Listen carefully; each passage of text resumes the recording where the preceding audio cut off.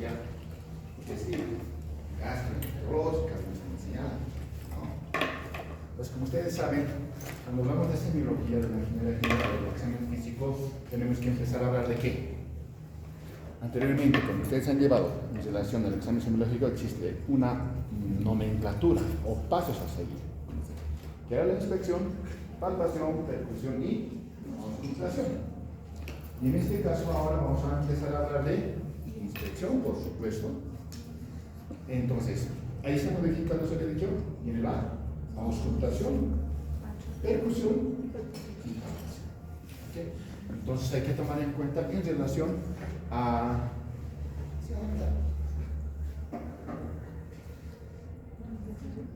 Siguiente, doctor. Sí.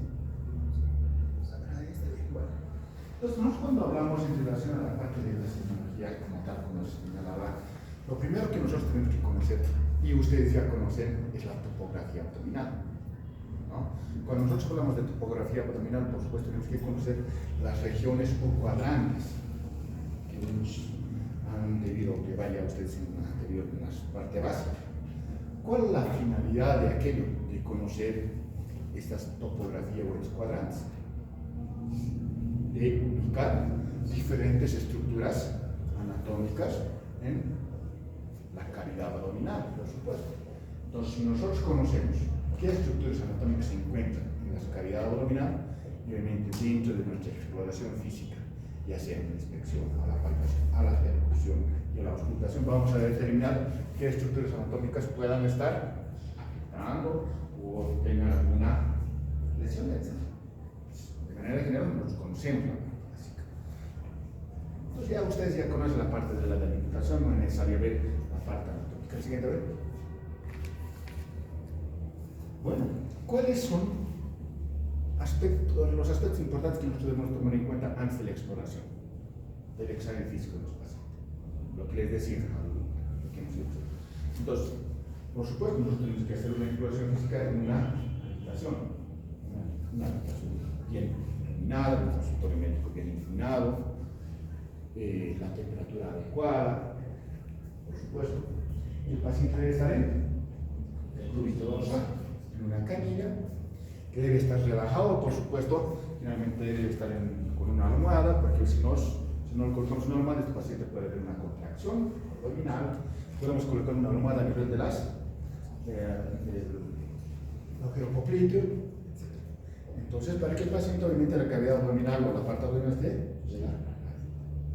Y los brazos hacia los costados. Hay muchos de los pacientes a los recostados, han recomendado a los recostes.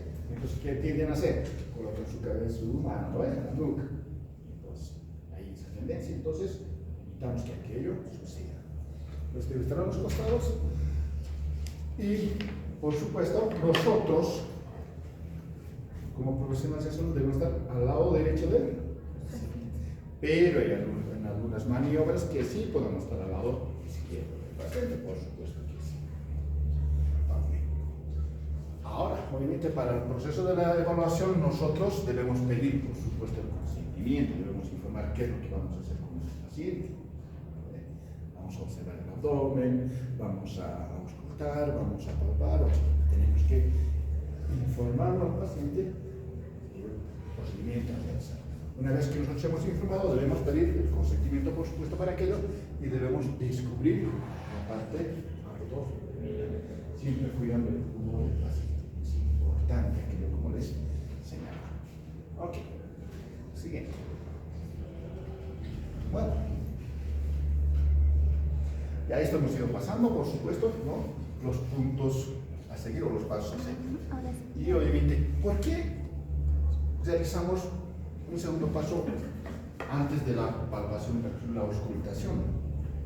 Porque obviamente al realizar la palpación o percusión, ¿qué es lo que sucede? Vamos a modificar, ¿no?, los ruidos hidráulicos que puedan estar presentes en nuestro paciente. Entonces evitamos aquello para no alterar. Entonces realizar un segundo paso, la auscultación de nuestro paciente. Ok, siguiente. Bueno, entonces ya ustedes ya conocen ahí las partes de la división topográfica del abdomen. Hay dos, ¿no? Una la escuela francesa, que nosotros generalmente utilizamos los cuadrantes o zonas o regiones, como ustedes pueden señalar, no hay ningún problema. Pueden ser cuadrantes, zonas o regiones. ¿Okay? Y obviamente también se utiliza, ¿no? La escuela neuroscopana que utilizan en dividir en 4 cuadrantes, aquí está una línea vertical horizontal que divide la cicatriz. Estas nuestras líneas imaginarias, ya ustedes ya conocen, que vienen las líneas horizontales y las líneas verticales. Aquí unas que están por el borde subcostal, otras las espinas ilíacas maxilero superiores y las líneas medio claviculares, que obviamente nos van a dar estas regiones, ¿no? Los hipocondrios, los flancos y las fosas, tanto derecha e izquierda, y en la parte central el epigastrio, el mesogastrio, el hipogastrio. ¿Okay? Entonces, si una vez conocemos y dividimos de esta manera, de manera imaginaria, porque no lo vamos a rayar con los pacientes, ¿no? Como ayer, no sé dónde estaban ya rayando. Entonces, ¿qué es lo que vamos a hacer? Esas son líneas imaginarias. En aquí vamos observando, obviamente, diferentes estructuras anatómicas. El siguiente. Ok. La división topográfica, ya hemos trazado lo que hemos señalado. La siguiente. Entonces, ¿cuál es la finalidad? Lo que les decía anteriormente. Es decir, conocer diferentes estructuras anatómicas que se van a encontrar, por supuesto, en diferentes zonas o regiones. ¿Okay? Un ejemplo, el hipocondrio que vamos a encontrar, por supuesto, el hígado, el colon, la parte del colon, la parte superior seguramente del riñón, la parte inicial del ureter, etc. Entonces ya ustedes esto dominan, ¿no? La parte siguiente. Vamos, sigue. Pasando, entonces seguimos ahí, ¿no? Las estructuras anatómicas. De la misma manera, la otra escuela, igual que la finalidad es igual, determinar las diferentes estructuras que encontramos en estos 4 cuadrantes. La siguiente. Bueno. Ok. Entonces ahora entramos a la parte de la inspección. ¿Qué es lo que vamos a observar en nuestro paciente? Para determinar, nosotros vamos a determinar en 2 áreas, aspectos, ¿no? Una inspección generalizada posiblemente que debemos observar a nuestro paciente, una inspección estática y una inspección dinámica. Y una inspección generalizada, lo que les decía, ¿qué observamos a nuestro paciente? Con un paciente con una patología abdominal, vamos a observar de manera general posiblemente la actitud que adopta nuestro paciente. Puede estar en decúbito lateral, en decúbito prono. Es decir, va a buscar alguna actitud, por supuesto, para aliviar el dolor que pueda presentar este paciente. Entonces, observamos de manera la actitud que adopta nuestro paciente, el biotipo que presenta nuestro paciente, el tipo de fascia que presenta nuestro paciente. Si tengo un paciente con una apendicitis, una colostitis aguda, un dolor intenso, obviamente su fascia va a cambiar, ¿no? De manera general. Una fascia álgida, una fascia entérica, etc. Entonces, observamos de manera general. Y después, obviamente, vamos a observar, ya ir estudiando la parte de la inspección dinámica y la inspección cinética. Entonces, cuando nosotros observamos, ¿qué vamos a observar? La morfología del abdomen, la forma, el tamaño, la simetría, el estado de la pared, por supuesto, ¿no? Vamos a ir observando, puede haber abovedamientos, distensión abdominal, etc. Entonces vamos a observar diferentes estructuras de manera general. El tipo de piel que pueda presentar el paciente, algunas alteraciones, ¿no? Cambio de coloración de la piel, alteraciones vasculares. Vamos a observar la pilificación, ¿no? Que va a presentar nuestro paciente. ¿Qué otras características? Estrías, por supuesto, ¿no? Nuestros pacientes. Pacientes cuando existen una gestación múltiple, pacientes que han estado en gestación posterior pueden presentar, ¿no? Estrías. O pacientes que estaban obesos y después obviamente tal vez han tenido pérdida de peso, etc. Pueden presentar estrías. ¿Qué más vamos a observar? Cicatrices. Posiblemente por algún accidente o alguna intervención quirúrgica que haya presentado este paciente. Entonces vamos observando diferentes características, ¿no? El tipo del ombligo, ¿no? Importante observar la cicatriz umbilical, ¿no? Posiblemente puede estar desplazado, posiblemente, o invertido en algunas patologías. Entonces, observar de manera general. manera esta, ¿no? Y la parte dinámica vamos a usar los movimientos respirados, por supuesto. ¿Okay? A ver, el siguiente.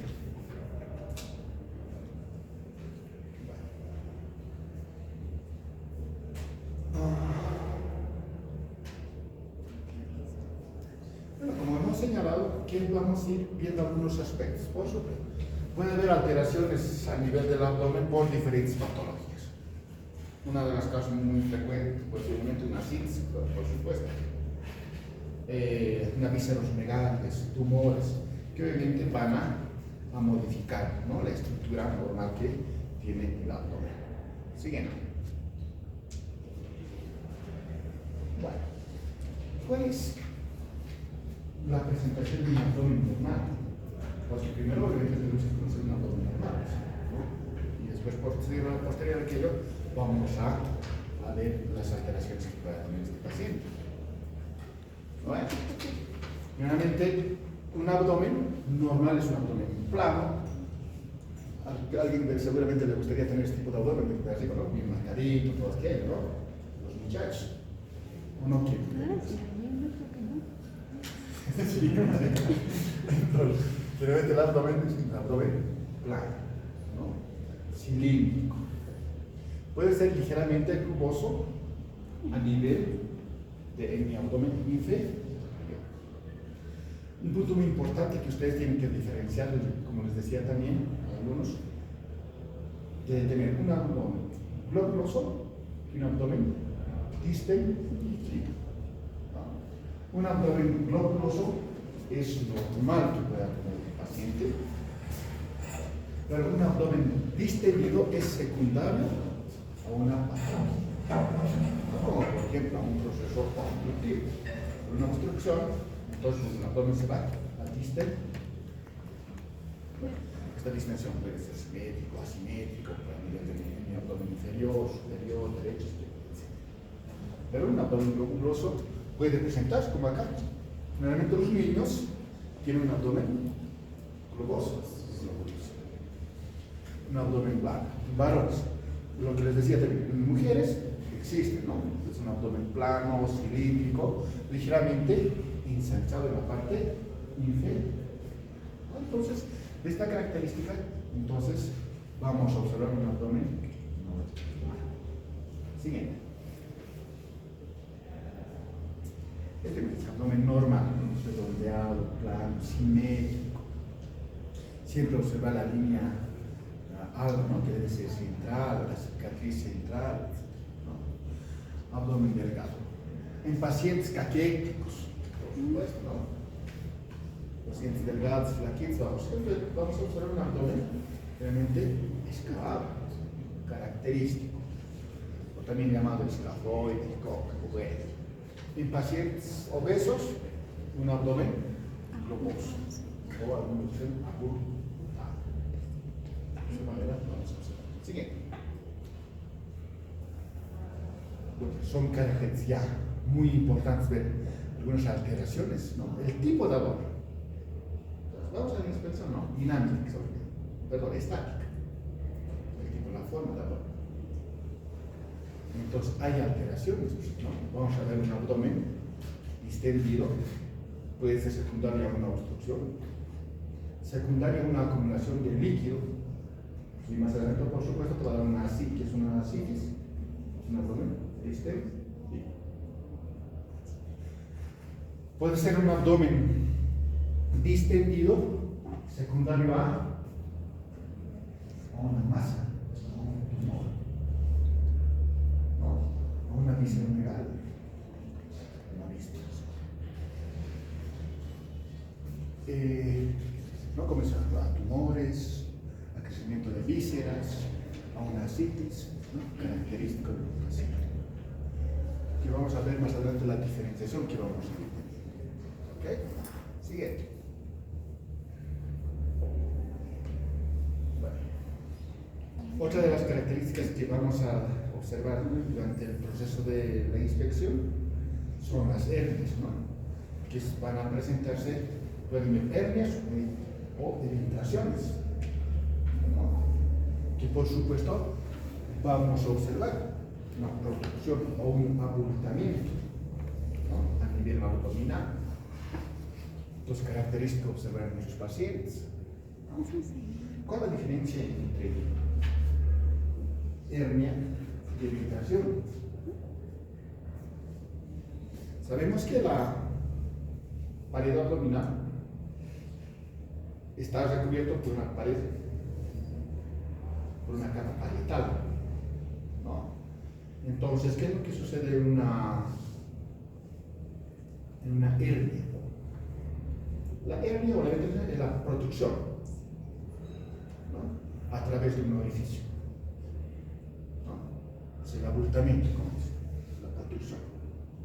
Pero una hernia es la protrusión con o sin víscera o de contenido interno de la cavidad abdominal por este orificio, pero con presencia de esa pared parietal.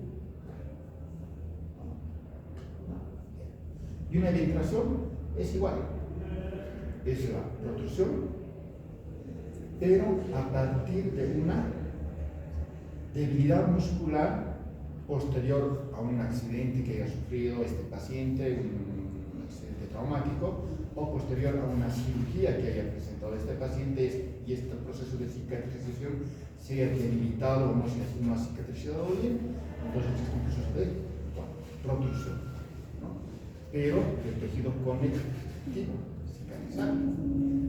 Acá obviamente no tiene la pleura, la pared parietal. ¿Cuál es la diferencia, no?, la protrusión, pero del tejido conectivo cicatrizado, ¿no?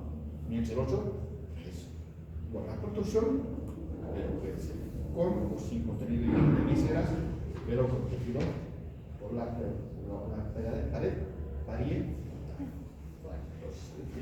Y puede haber entonces hernias umbilicales, las más frecuentes, las hernias epigástricas, las hernias inguinales.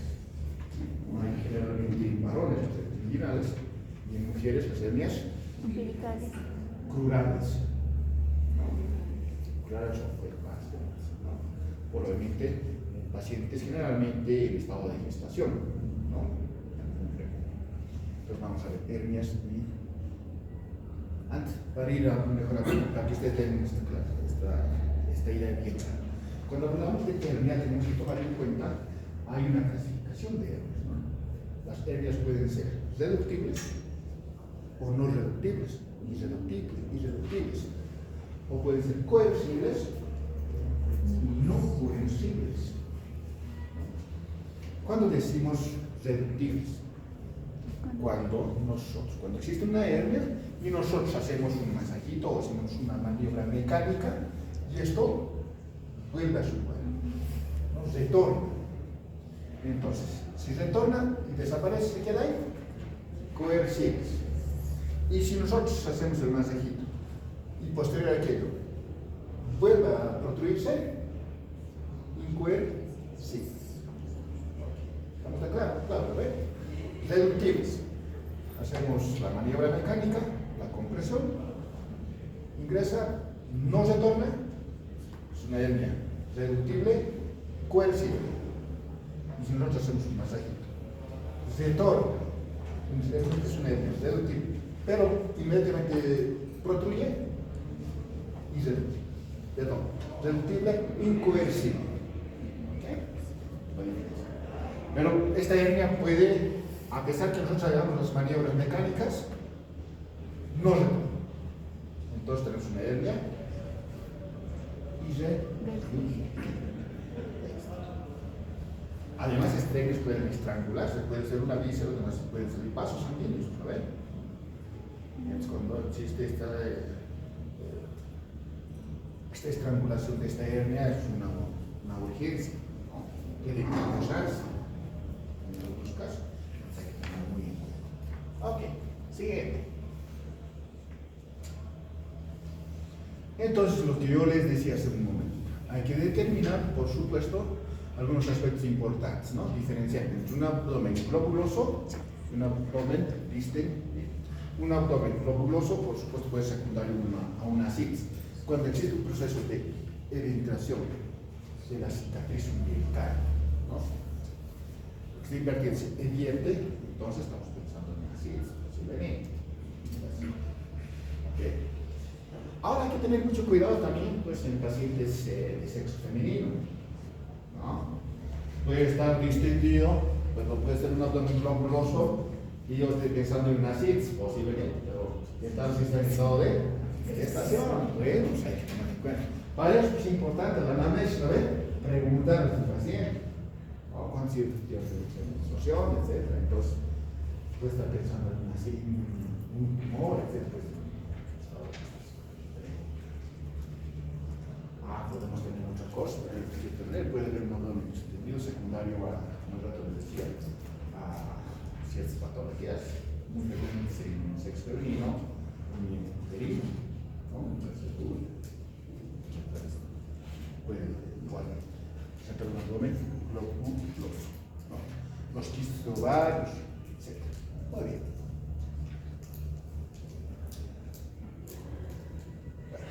Seguiremos otros tipos de abdomen, ¿no? Hemos hablado del abdomen distendido, un abdomen globuloso.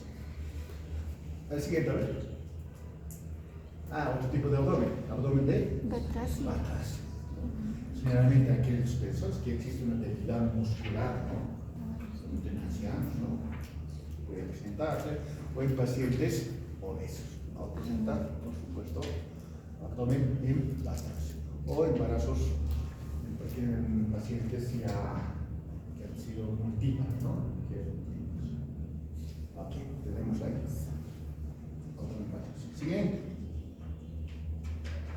Abdomen excavado, o en batea, o escafoide, lo que decíamos hace rato, pacientes caquéticos, o pacientes que tengan un SEA, un cáncer, ¿no? Entonces van a, obviamente, el tejido adiposo, entonces van a ver un abdomen excavado. Entonces aparecen pacientes desnutridos, con neoplasias paralizadas, infecciones crónicas, características de los pacientes. El siguiente. Lo que hablaba les contaba, ¿no? La distensión abdominal. Siempre hay que tomar en cuenta las características. Las distensiones, decía, se puede presentar en pacientes con patologías, ¿no? Mecánicas, una obstrucción intestinal. Una obstrucción intestinal alta generalmente va a presentar una distensión abdominal a nivel de, en la parte superior, a nivel de epigastrio. Una obstrucción baja va a presentar una distensión generalizada. Puede haber unas distensiones en mi abdomen derecho y en mi abdomen izquierdo, entonces determinar, ¿no? La causa. El siguiente. Es importante observar, por supuesto, en tu paciente las cicatrices, ¿no? Preguntar y señalar en tu historia clínica, ¿no? Si usted estás observando, hacemos una cicatriz, no sé, de 2 por 5 centímetros, con cambio de coloración o coloración pigmentada, con queloide, no queloide, pues vas escribiendo, ¿no? La cicatriz. ¿En dónde? A nivel de hipocondrio derecho, fósil acá derecho, a nivel mesogastrio, hipogastrio, etc. Entonces, nosotros vamos describiendo la cicatriz. ¿Ok? Vamos a hacerlo. Además, podemos señalar y, si somos más precisos, presenta una cicatriz de tipo Kocher, de tipo McBurney, Van Streit, etc. ¿No? Si entonces nosotros hay, ¿no? Las características, ¿no?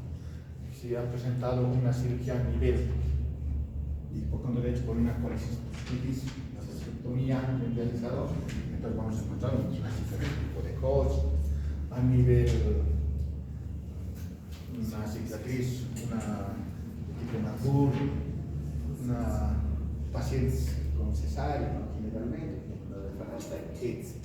Entonces, vamos a describir el tipo de cicatriz que puede tener. Para mediana, para umbilical, infraumbilical, etc.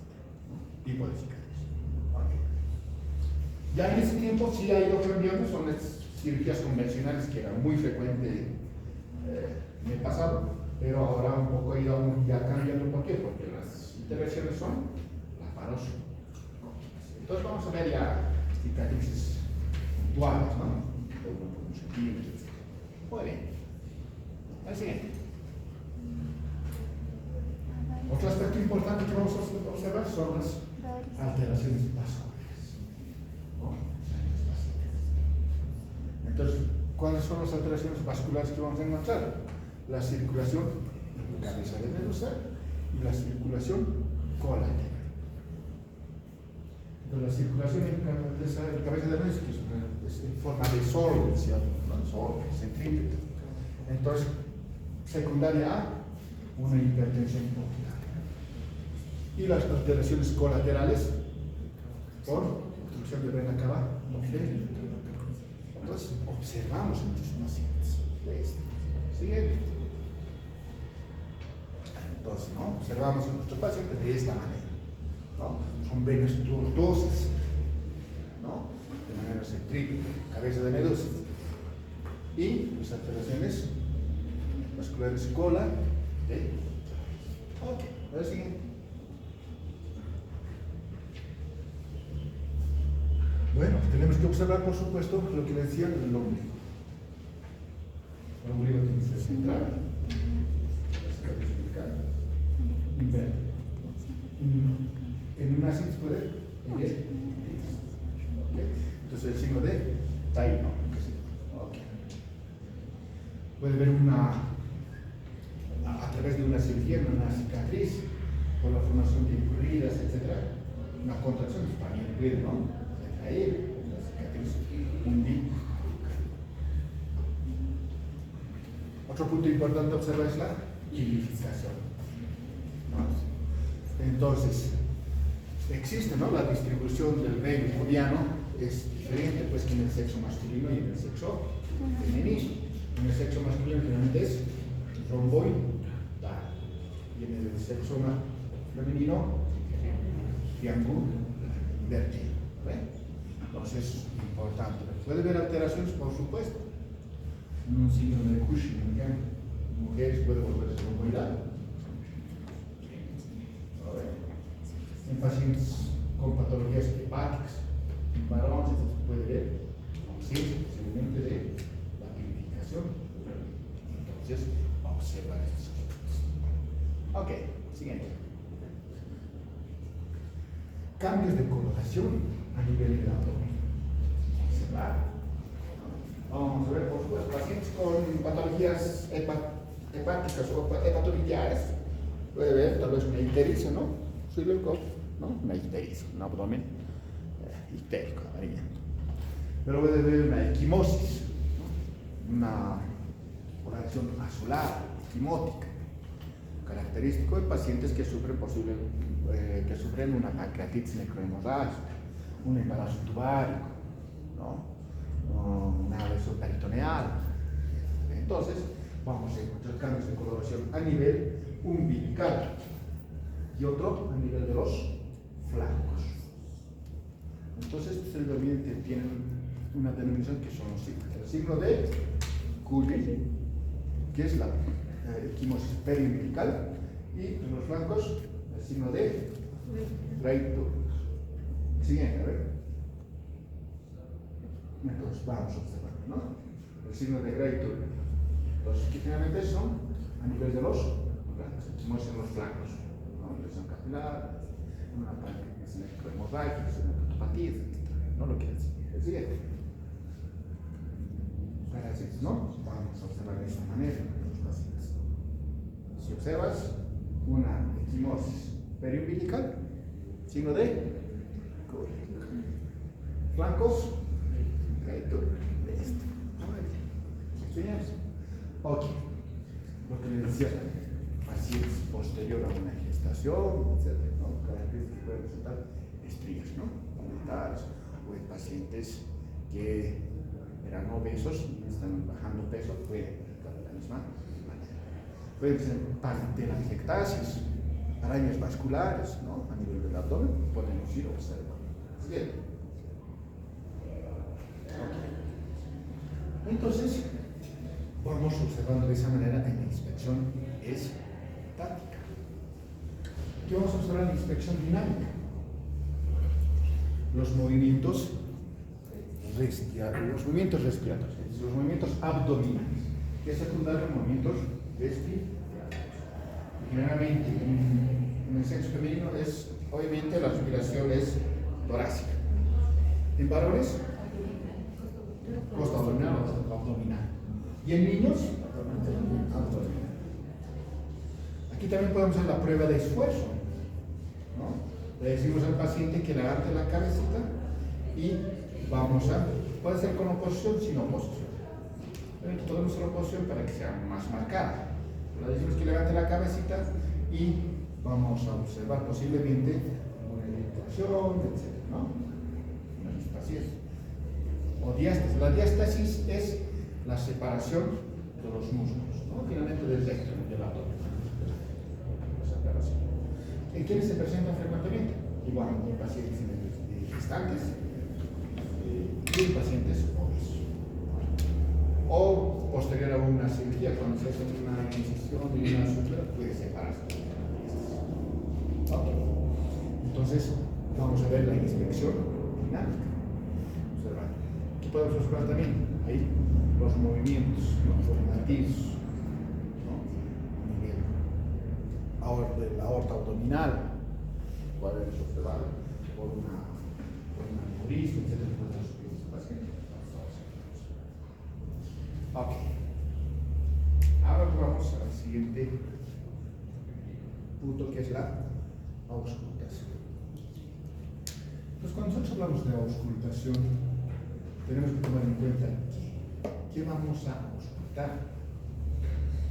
Uno, que son los ruidos hidroaéreos, o también llamados oborismos, y soplos. ¿Podemos auscultar fuertes? Sí, también obviamente a nivel de los órganos macizos, ¿no? Puede presentarse. Entonces, la auscultación lo utilizamos como el estetoscopio. Siempre nosotros debemos calentar la membrana del estetoscopio para evitar una reacción, ¿no? Entonces, ¿cuál es la frecuencia del parámetro a valorar? En un minuto debe haber entre 5 hasta 30 ruidos hidros aéreos, ¿no? Que pues, obviamente debemos valorar los cuadrantes, ¿no? En el proceso de la auscultación, que realmente nos dicen que debemos auscultar entre 3 hasta 5 minutos. ¿Ok? Muy bien. Entonces nos revela, por supuesto, ¿no? El proceso de la auscultación, los ruidos hidroaéreos. ¿Ok? Estos ruidos hidroaéreos pueden estar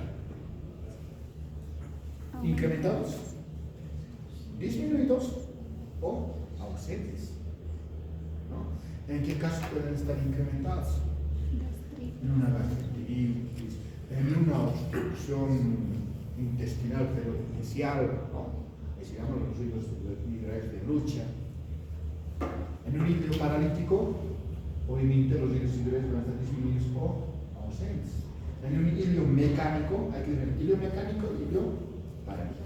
En un ilion mecánico, los ruidos hidroaéreos están aumentados. ¿Okay? Entonces, vamos determinando aquí. Nos sirve mucho.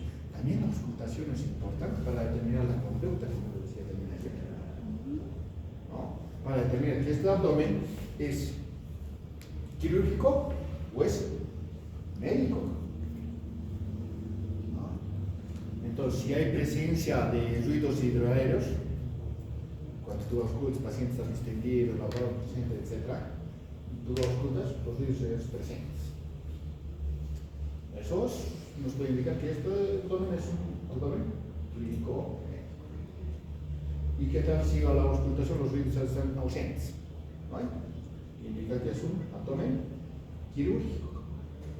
Entonces, no es una regla así, ¿cómo se puede decir? Fija, pero es importante. Nos orienta a determinar nuestro abdomen, ¿no? Pérdida de ruidos hidroaéreos a la auscultación, abdomen quirúrgico. Presencia de ruidos hidroaéreos, una distensión, etc. Un abdomen médico. Entonces, ya vamos valorando nuestro paciente. Entonces, otro punto importante es eso, valorar, por supuesto, posiblemente muchos ojos, ¿no? A nivel de la arteria abdominal, el renal o femoral. Siguiente.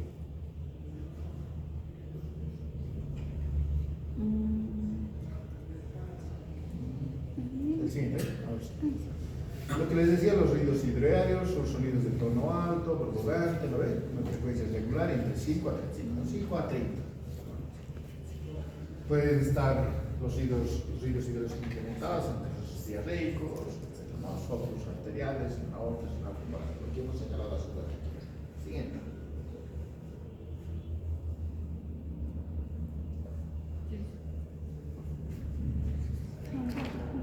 Los ruidos hidroaéreos, los algoritmos, por supuesto, ¿no? Son movimientos, ¿no? El peristaltismo intestinal. Aquí, por supuesto, podemos escuchar los ruidos hidroaéreos. Ok, ya hemos hablado también. Siguiente.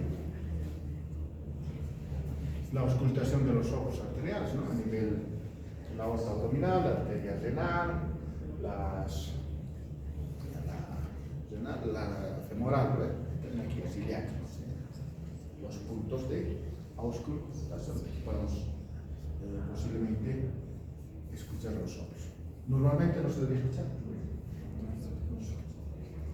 Ok, siguiente. Y entonces, obviamente, ya para mayor precisión, con la campana. Siguiente.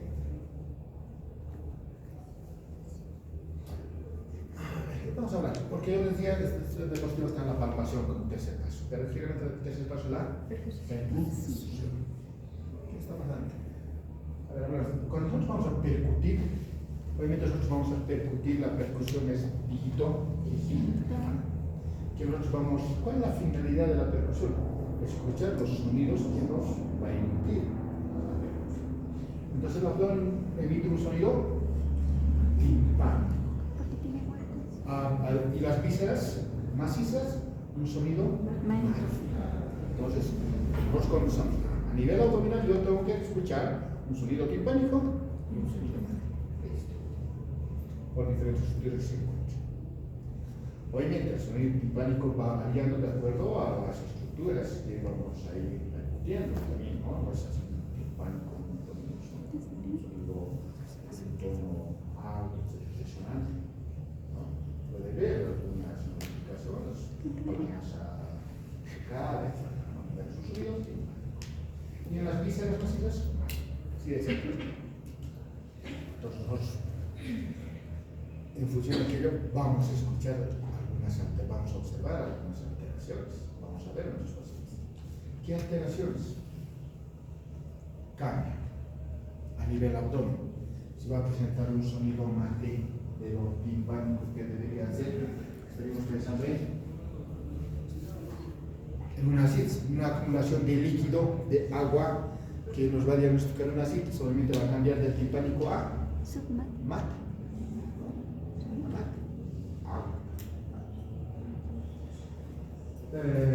Un globo vesical.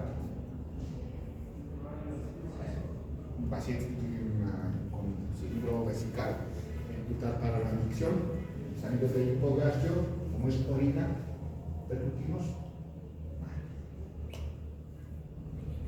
Un paciente en estado de gestación,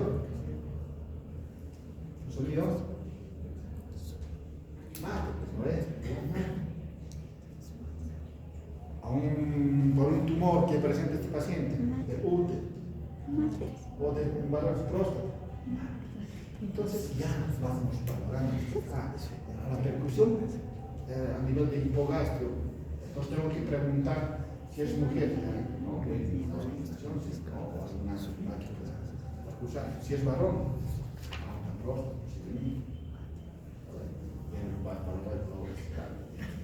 entonces, característica de utilizar la técnica específica y escuchar los del paciente.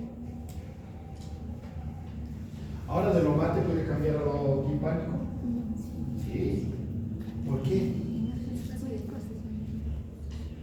El espacio de Traube, que es timpánico, puede cambiar a mate. El espacio de Traube que está delimitado por la parte external, está por el lóbulo, el hígado, por la parte línea axilar anterior, por la parte superior la pared cardíaca y el reborde costal, la parte inferior. Entonces ahí encontramos el espacio de Traube. Entonces el espacio de Traube generalmente tiene un sonido Timpánico. ¿Puede cambiar a sonido mate? Por supuesto que sí. ¿Por qué? En caso de un pensamiento logrado. Ahora, por alteraciones, por un crecimiento, por una esplenomegalia, ¿no? Una esplenomegalia puede ser por sonido mate. Por un sea gástrico, puede ser un monte. Entonces, voy a pensar en aquello. Ahora, a nivel del hígado, yo voy a ir percutiendo a nivel del vaso. ¿Qué es un sonido? Mate. Mate, por supuesto. Pero si yo percuto y puedo escuchar un sonido timpánico, claro, puede cambiar. ¿En qué casos? A nivel del hígado, por una interposición de un ácido intestinal del cuerpo. Si interponen un ácido intestinal, yo voy a escuchar un sonido timpánico. Se llama el signo de Chilaiditi. Otro, por una perforación de una víscera, del estómago o de un intestino. Entonces, si existe una perforación, el aire obviamente tiende a subirse en la parte superior, por supuesto. Entonces, el aire entre el hígado y la pared abdominal. Entonces tenemos un sonido igual timpánico. Entonces se llama signo de Hobert.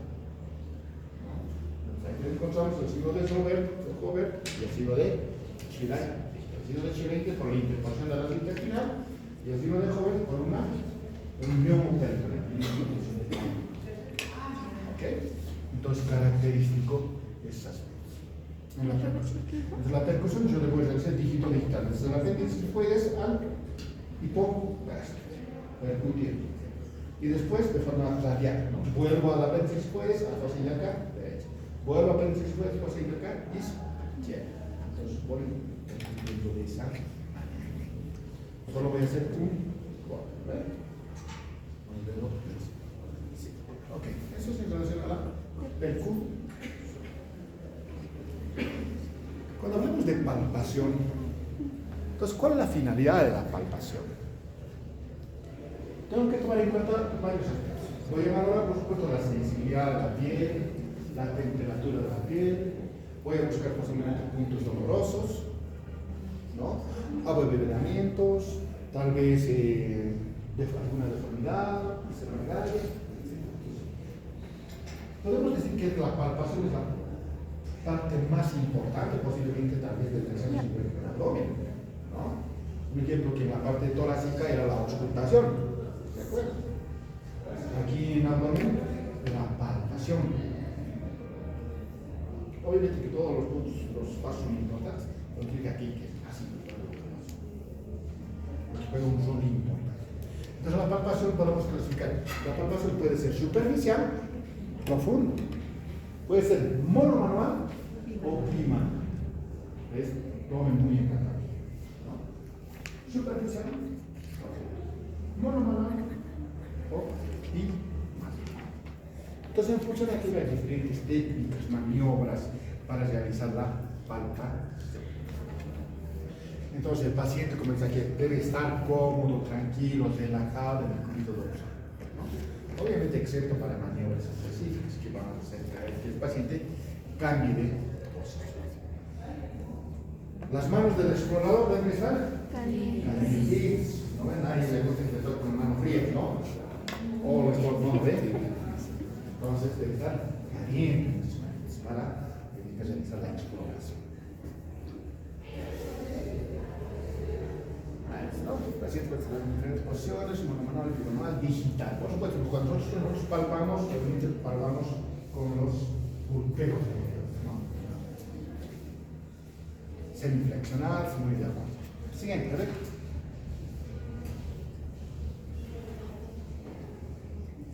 Bueno, la palpación del contenido abdominal informa sobre las características que hemos dicho, ¿no? La forma del abdomen, el tamaño, si existen algunas malformaciones, algunas visceralmegalias, algunos tumores, nosotros podemos ver la forma, el tamaño, la consistencia, la superficie, los bordes, valoramos la sensibilidad, la movilidad, si existe alguna alteración, si existe una esplenomegalia, etc. Vamos a ver la movilidad, puede informar sobre la presencia de tumoraciones o acumulación de líquido, etc. Entonces, la palpación tiene ciertas particularidades. la palpación superficial, obviamente con la mano del escultor, ¿no? Con la mano de Merlo. Vamos palpando de manera general, por supuesto, vamos palpando de manera general toda la superficie abdominal. Ahora, hay que tomar muy en cuenta este punto. Si el paciente dice, me duele en fosa ilíaca derecha, ahí es mi punto, ahí me duele. No, demuestra con su dedito el paciente. Ahora dice, ¿dónde te duele? Le dice a tu paciente. Ah, me duele a nivel de la cicatriz umbilical o a nivel de epigastrio, demuestra. Entonces nosotros como médicos o como profesionales debemos palpar, pero debemos iniciar la palpación fuera de la pared. Yo no puedo, si me dice el paciente, me duele el epigastrio, entonces yo no voy a ir directamente a palpar esa zona, sino yo debo palpar por otras zonas y recién al último llegar a la zona dolorosa. Importante que esté fijo. Entonces la supervisión monomanual con horas profunda, ¿no? La siguiente.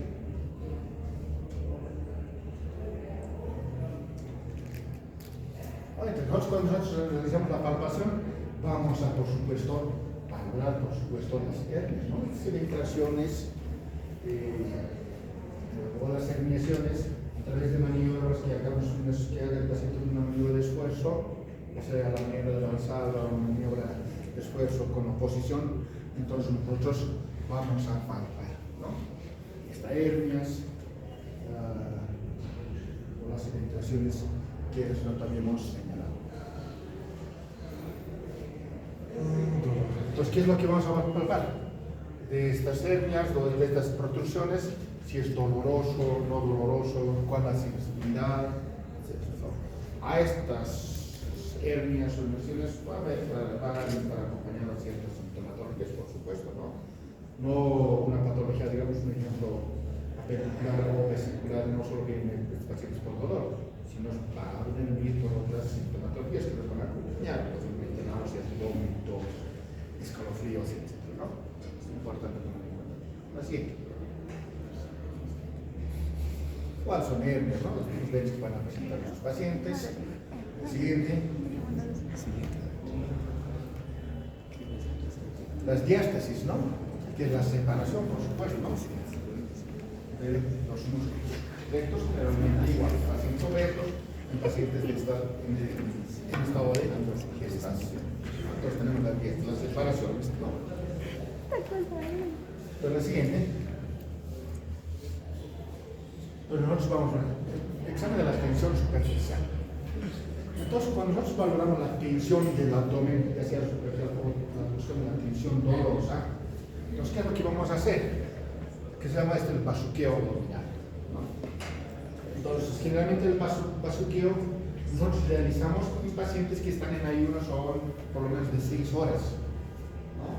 En pacientes que presentan un síndrome pilórico, estos pacientes van a presentar el basuqueo. ¿Qué quiere decir el basuqueo? Si ustedes alguna vez van palpando el abdomen, entonces al palpar, ¿qué va a escuchar? Como un borborismo, ¿no? Como un ruido. En pacientes que están ya más de 6 horas en ayunas, no debería de presentarse ese ruido de borborismo, ¿no? O los ruidos a la palpación. Entonces, pero si este paciente posterior a las 6 horas y presenta, pues palpas desde el hipogastrio hasta el apéndice, palpas, y sigues, presenta, borbo, listo. Entonces ya el basuqueo gástrico. Ok, el siguiente. El basuqueo gástrico, ¿no? Signo de chapoteo o basuqueo gástrico, que se imprimen movimientos rápidos desde la región del hipogastrio hacia el epigástrico o abierto. Siguiente. Okay. Nosotros hemos hablado de la superficial, de la palpación superficial, ¿no? Maniobra de Merlo, o la palpación de la mano del escultor. Puede ser igual, simplemente es monomanual. La palpación profunda, ¿cuál es la finalidad de la palpación profunda? La palpación superficial es la pared abdominal, valoras la pared abdominal. Y la palpación profunda valoras los órganos. Entonces ahí existen diferentes tipos de maniobras, ¿no? Aquí tenemos obviamente la maniobra monomanual con los dedos flexionados, y entonces puede ser monomanual con los dedos flexionados o bimanual con los dedos interpuestos o sobrepuestos, ¿no? Pues vas a valorar. La siguiente. Las más conocidas, las maniobras de palpación, pues las bimanuales son la maniobra de Galambos, la de Oberfeld y la de Nadie-Hausen, ¿no? Entonces, ¿en qué consisten estas técnicas las más utilizadas? La siguiente. La maniobra de Galambos. ¿Qué es lo que voy a hacer yo? Es decir, existe una mano pasiva y una mano activa. Entonces, ¿qué es lo que voy a hacer con mi mano pasiva? Voy a hacer que, obviamente, hacer una flexión, como si estuviera agarrando. ¿Qué es lo que voy a hacer? Voy a retraer hacia un lado, ¿no? Voy a retraer y yo no sé que voy a palpar. Entonces, esto puedo realizarlo en diferentes partes del lado. La de Galambos. Con la mano flexionada, lo agarra, lo retraigo, relajo y palpo. Retraigo y palpo. Es la de Galambos. Mientras la de Oberstau, la siguiente, la que voy a hacer es voy a apoyar con la región del talón, en la región hipotenar, hacia abajo y obviamente voy a relajar en la parte de la fosa ilíaca derecha. Generalmente aquí utilizamos en fosa ilíaca derecha la maniobra de Oberstau. ¿Ya? Mientras la de Galambos puedes utilizar en diferentes partes del entre la de Oberstau, la fosa ilíaca derecha, la más utilizada. Entonces yo tengo entonces una mano pasiva y la mano activa que yo voy valorando obviamente con los dedos de los dedos. ¿Okay? Apoyo con el talón, la región hipotenar. Siguiente. La maniobra de Glenard y Hausmann. Generalmente esto utilizamos para, obviamente, valorar las vísceras. Bueno, entonces, no.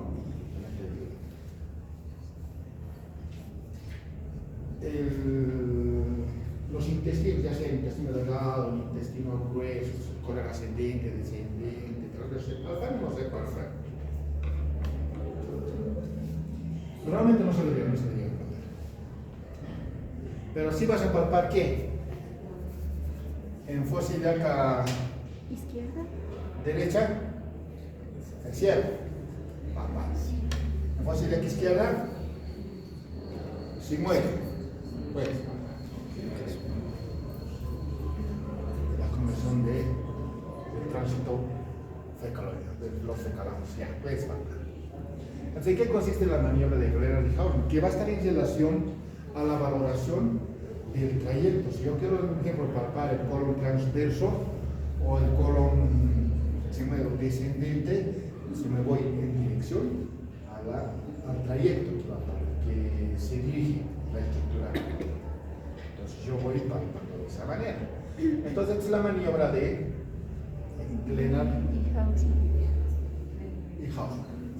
Que yo voy, que mis manos voy a adosar dos manos juntas de esta manera y mis dedos índices voy a poner por encima, que van a estar interpuestos, ¿no? Y de esta manera voy a crear un mayor campo de exploración. ¿Okay?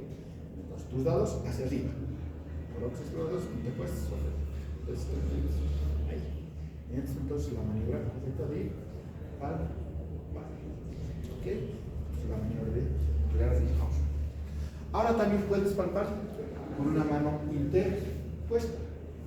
Tenemos una mano que colocas, que es la mano que va a la base de semiflexión, y esta mano va a ser la presión. Colocas una superficie abdominal, semiflexionada, y esta es la mano que va a cumplir la función de presionar. Entonces, esta es la técnica de Glenard y Hausmann. Siguiente.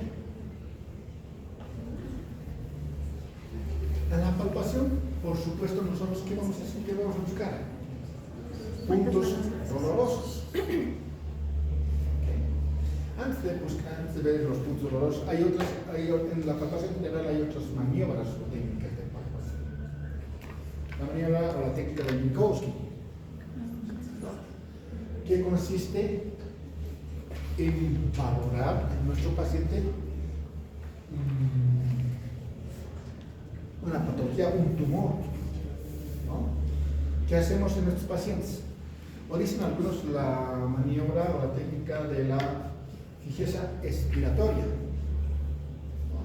Le decimos que este paciente haga una inspiración, meta aire, y obviamente si tenemos acá una masa, ¿qué es lo que nosotros vamos a hacer? Vamos a palpar y vamos a fijar. Este paciente meta aire, obviamente esta masa va a bajar, pues se ve, va a bajar, y nosotros fijamos y se va a quedar ahí. Entonces el paciente hace una inspiración, baja, nosotros detenemos, valoramos, puede ser un tumor, etc. Y este paciente hace una expiración y se queda. ¿No? Y la maniobra de Minkowski. Eso quiere decir que no está pegado pues, al diafragma, ¿no? Si estuviera pegado al diafragma, inspira, baja y nosotros tratamos de detener, no se va a detener, ¿no ve? Nos va a subir. Otro aspecto muy importante que debemos tomar en cuenta también son pacientes cuando presentan un dolor generalizado. Hay pacientes que dicen, no, me duele de palpas, presenta dolor. De manera generalizada, y tú no puedes ya determinar qué es lo que le duele. ¿Vale? Entonces, en este paciente hacemos la maniobra de, yo dije San Martino. San Martino. Yo dije, ahí está, San Martino. ¿En qué consiste? Consiste en realizar el tacto rectal. Realizas el tacto rectal de tu paciente. Tú vas a evitar el dolor. ¿No? Ahí vas a determinar dónde presenta el dolor. Porque los pacientes son a la próxima presenta dolor. No puedes diferenciar. Entonces, el siguiente paso es realizar esta manera de San Martino. Realizas el tacto rectal y valoras. Ok. Estos son los palpasos, ¿no? De manera general. A la palpación, por supuesto, nos vamos a buscar puntos dolorosos, por supuesto. Puntos dolorosos. Donde vamos a encontrar uno de aquellos, lo más común, el punto cístico.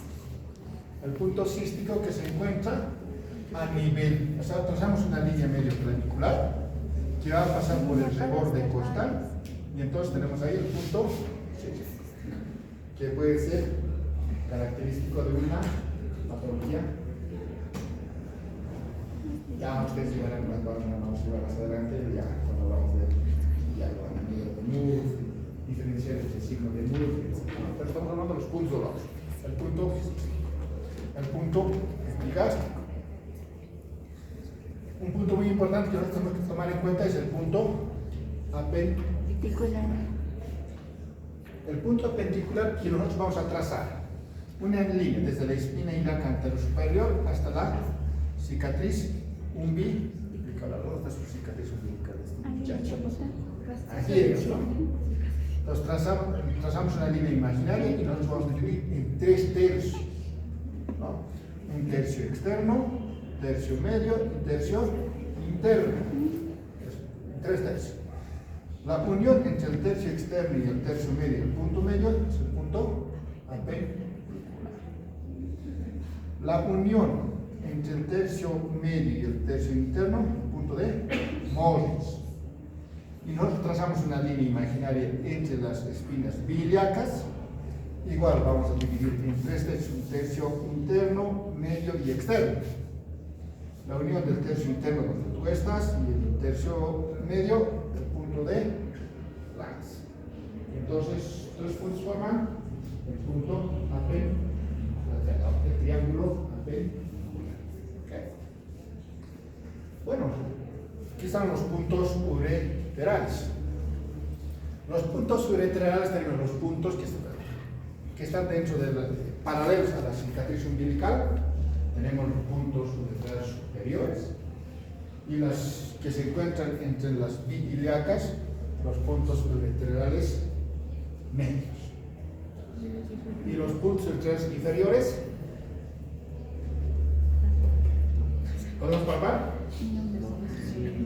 Es la fuerza ilíaca. Sí, pero siempre cuando hagamos en mujeres un tacto vaginal y en varones un tacto rectal. Por eso, cuando algunas veces hacen una historia clínica, puntos uretrales superiores, medios, inferiores presentes o valorados negativos. ¿No? Eso quiere decir si han hecho los puntos uretrales inferiores que han hecho tacto. Entonces, generalmente ustedes comunican puntos uretrales superiores y medios. Presentes o positivos o negativos. ¿Ok? Entonces, si alguien anota así puntos uretrales inferiores que hayan valorado, eso quiere decir que han hecho tacto. ¿Ok? Muy bien. Puntos uretrales, ¿no? Punto eficaz superior. No, siguiente. El punto vesicular o punto cístico, ¿no? El múrfilo quiere decir. Que hemos señalado y hemos trazado, ¿no? La línea medio clavicular y en el borde costal. Siguiente. Signo de Murphy. Bueno, es la maniobra de Murphy y el signo de Murphy. Hay que diferenciar, ¿no? Es importante que se escuche. La maniobra es la técnica, el procedimiento que tú estás realizando a nivel del punto cístico.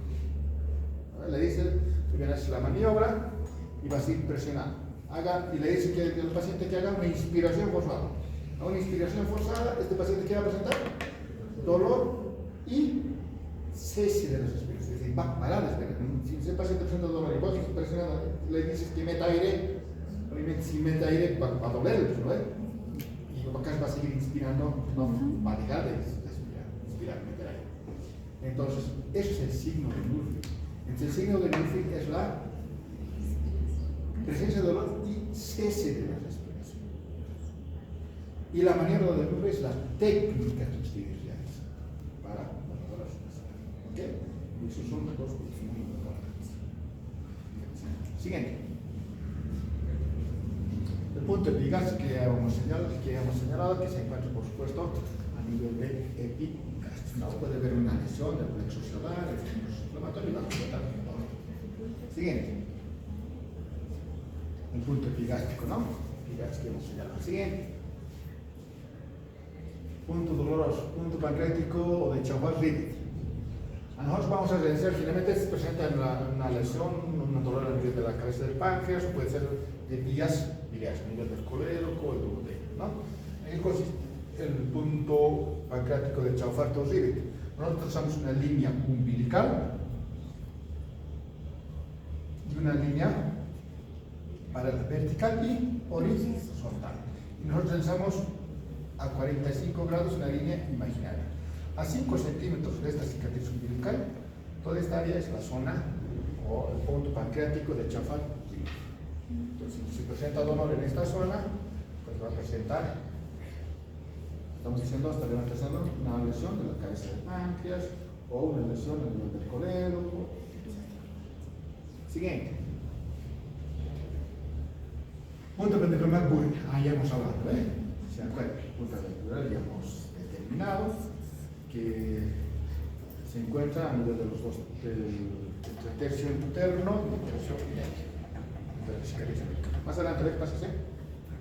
Punto McBurn, siguiente. Punto de Morris. Ya hemos dicho, punto de Morris, punto de Lange. El punto de Lange, ¿no? El punto de Morris, tenemos las ¿no? Tercio interno, tercio medio, tercio externo, medio interno. Entre la unión entre el tercio medio y el tercio interno de la cicatriz umbilical, el punto de Morris. Y el de Lange, igual, entre biliacas, un tercio, dos tercios, tercer tercio, ¿no?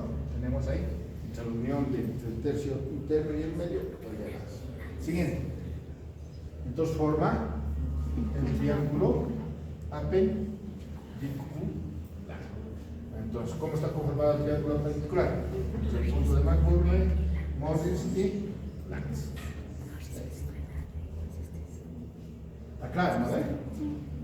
Siguiente.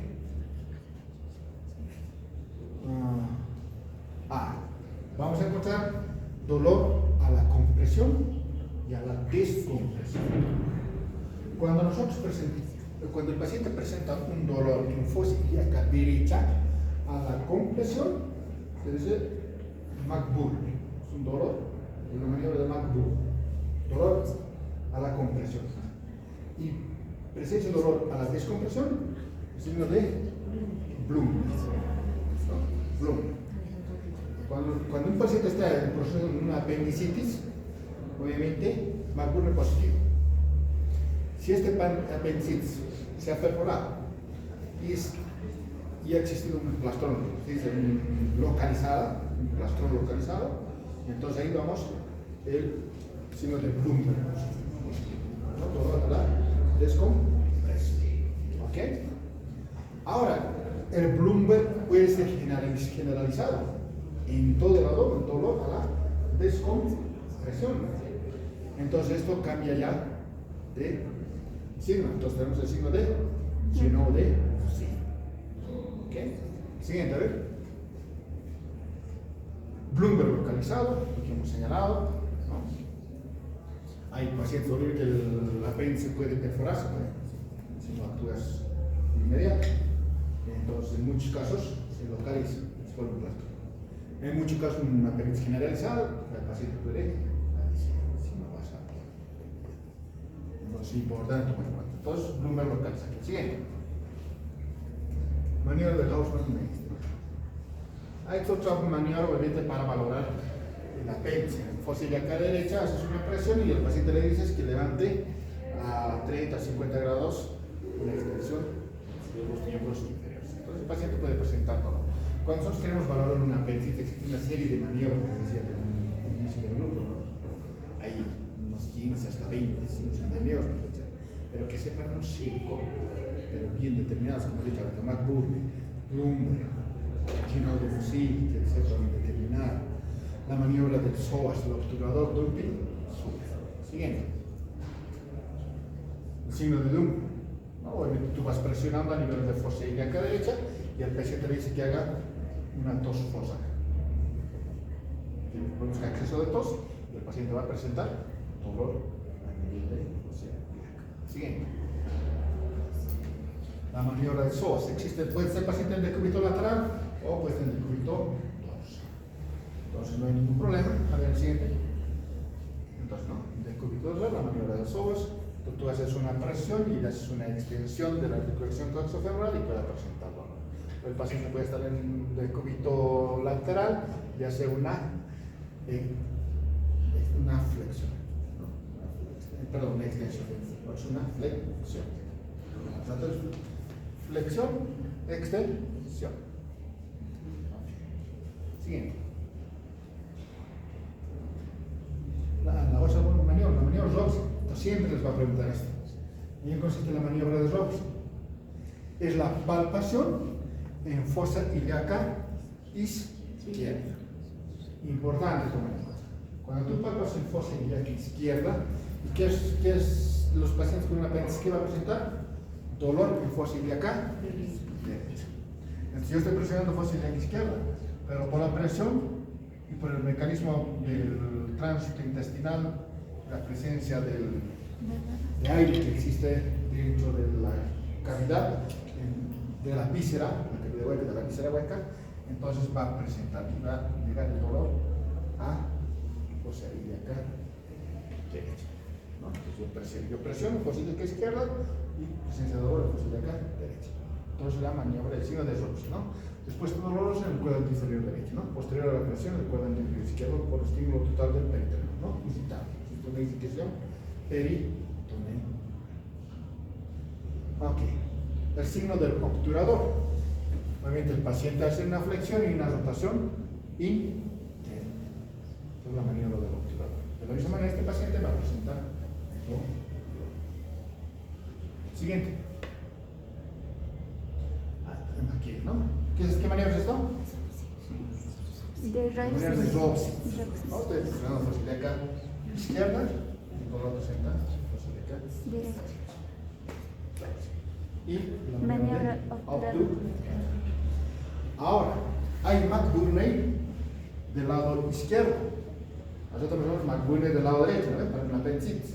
Luego también voy a presionar en fosa ilíaca izquierda y puede haber dolor a la compresión. Entonces, Mark Burney, de la fosa ilíaca izquierda, pacientes que presentan una diverticulitis.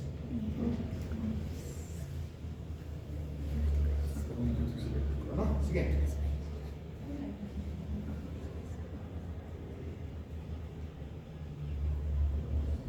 Una hiperestesia cutánea, por supuesto, un paciente con una apendicitis o por una peritonitis, si tú vas a palpar, va a haber una hiperestesia cutánea, ¿no?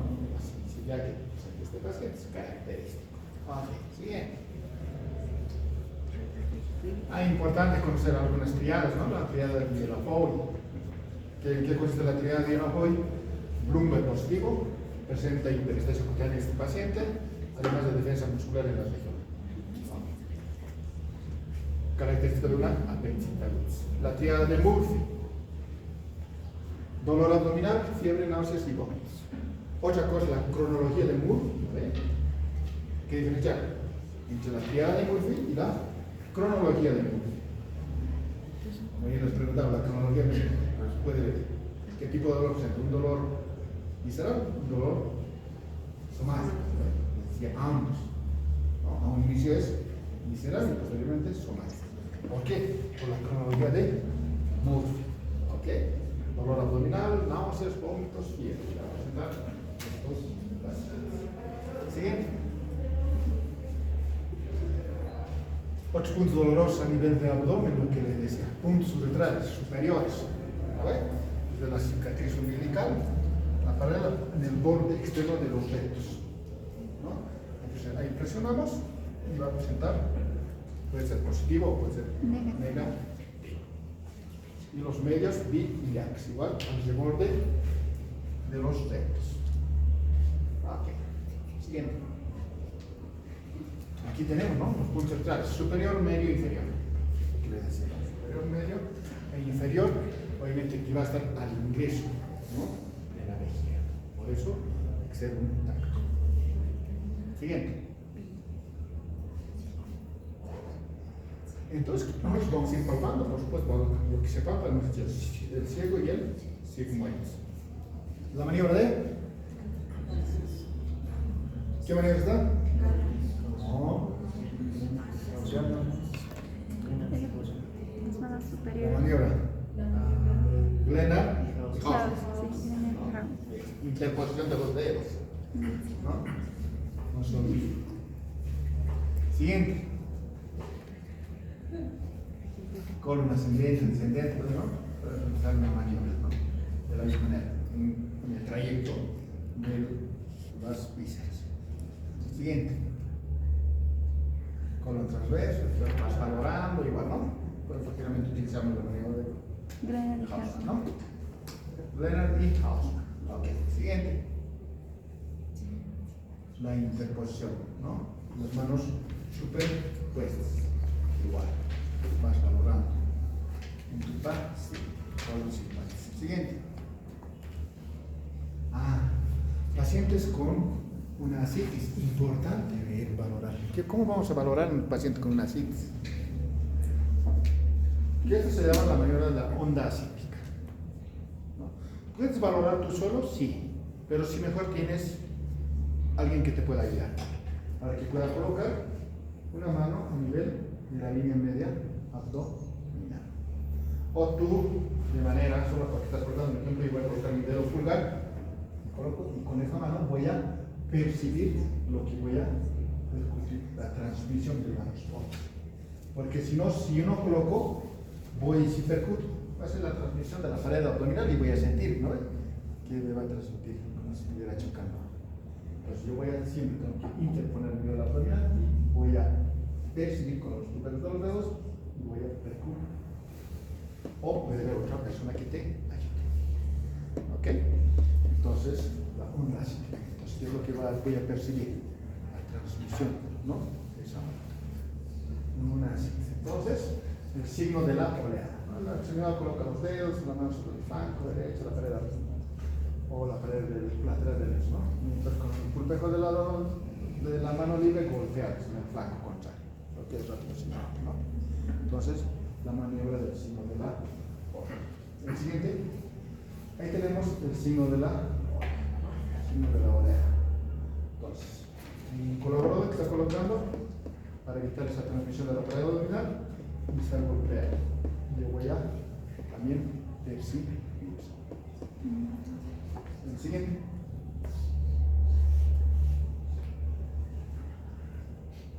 El signo del tablero le damos o la matriz cambiante.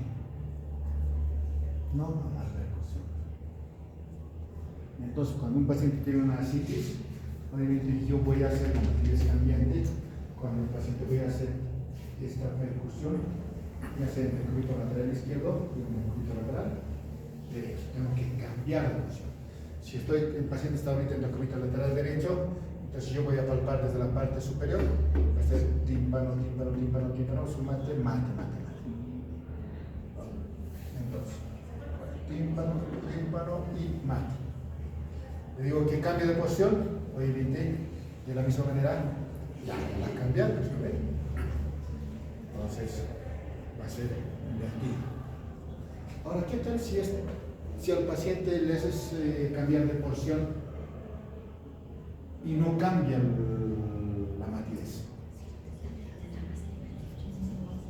¿Estarían pensando en qué? Un tumor. Un tumor, exacto. Porque no se mueve nada, se mantiene vivo. Entonces, me ayuda que no, si es contenido de líquido o es una masa fija.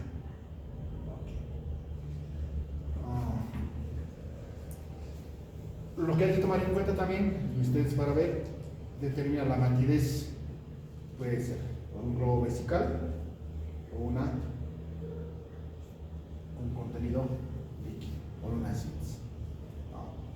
Generalmente en una ascitis existe una concavidad, mientras en un globo vesical o una masa existe una convexidad.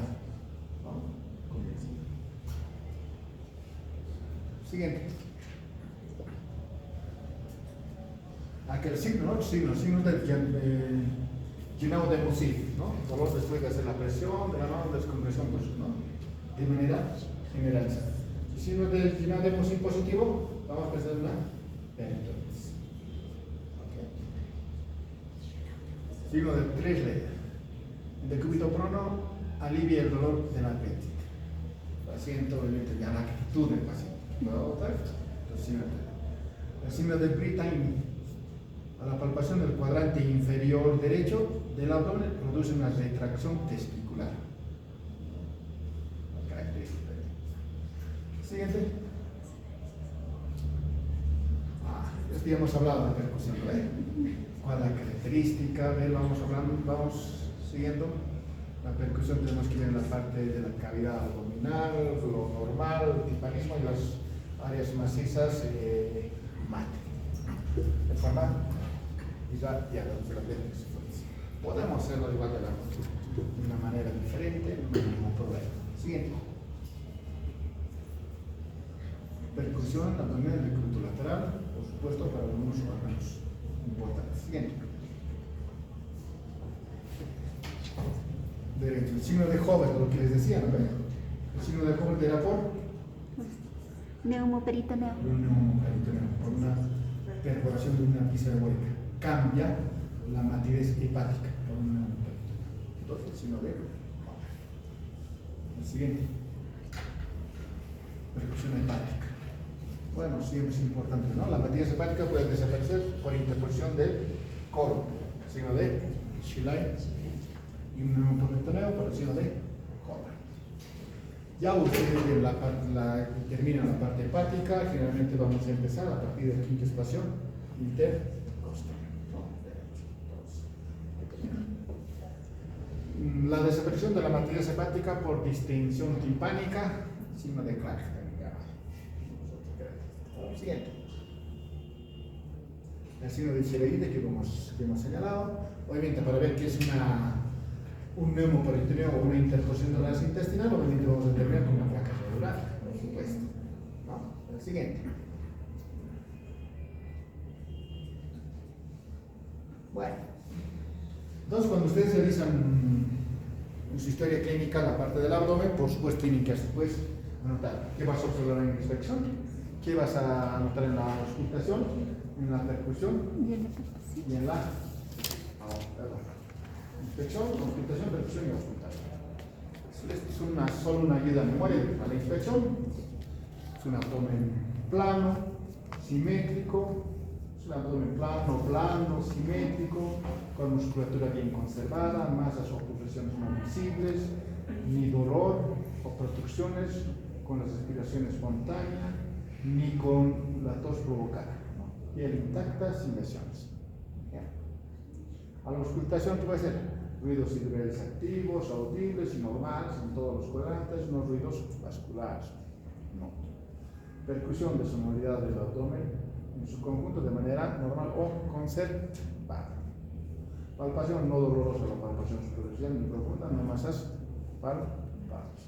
Entonces yo voy describiendo, ¿no? De esa manera, tal vez de manera resumida, en abdomen. Solo como ya. Siguiente. Ok. Entonces yo creo que hasta aquí toda esta parte hemos llevado. ¿Con qué concluimos la parte del examen? Siempre lo que concluye, por supuesto, desde la cavidad oral hasta la cavidad dental. Como estamos haciendo una palpación general de abdomen, y entonces muchos de los autores dicen el examen semiológico de abdomen termina con con el tacto rectal. Entonces, con el tacto rectal, ¿qué voy a valorar? Si existe, voy a buscar si existe hemorroides, si hay fístulas, si hay abscesos, ¿no? Paciente que es diferente del culto lateral izquierdo, una posición semia, no sé, una posición pletónica, etc., ¿no? Al paciente. Y además en la palpación voy a valorar por último la próstata en varones, ¿no? Si es, como dicen, ¿no? Como si estuviera palpando la punta de la nariz, ¿no? Pero si es ya nodular, pectosa, entonces, alteraciones. ¿Ok? Entonces, y además, obviamente con guantes, ¿no? Delicado, ¿no? Y pues ahí, si en el guante, ¿qué vas a encontrar?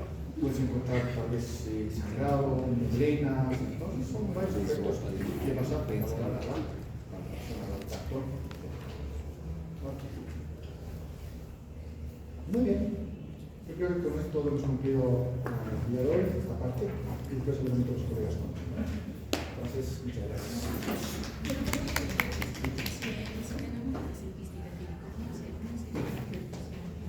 En pacientes con quiste hidrático, igual la percusión, los pacientes van a presentar su idioma. Porque el quiste hidrático está formado de agua, ¿no? De contenido líquido. Pacientes con igual. Un ejemplo, pacientes femeninos. Ejemplo, pues presenta dolor en fosa ilíaca derecha. No voy a pensar en una apendicitis. ¿No? Tendría que pensar posiblemente en un quiste ovárico. A veces en un embarazo ectópico. Entonces, tienen que ser varias cosas. Si no se baja la operación. Nos vemos.